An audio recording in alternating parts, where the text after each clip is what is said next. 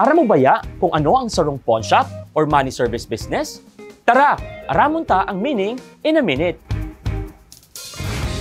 Ang pawn shop o sangraan sarong financial institution sa iranom kan supervisyon kan Bangko Sentral ng Pilipinas. Pagpapautang na igwang kolateral na personal na pagsasadiri o gamit araw kan alahas, electronic gadgets, appliances o mga luxury bag o relo ang pangyenot na serbisyo kainin sa indang mga kliyente. Sa presente, may mga nagkapirang pawn shop ang lilisado man sa BSP bilang Money Service Business o MSB.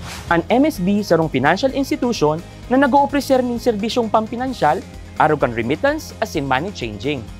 Ang pawn shop as in MSBs tignimidbid na pangenot na financial service access points para maipaabot ang serbisyong pampinansyal sa mas takol na Filipino. Pwede man silang maging cash agents kan mga bangko as in e-money issuer. As in iyan ang meaning kan pawn shop as in MSBs in a minute.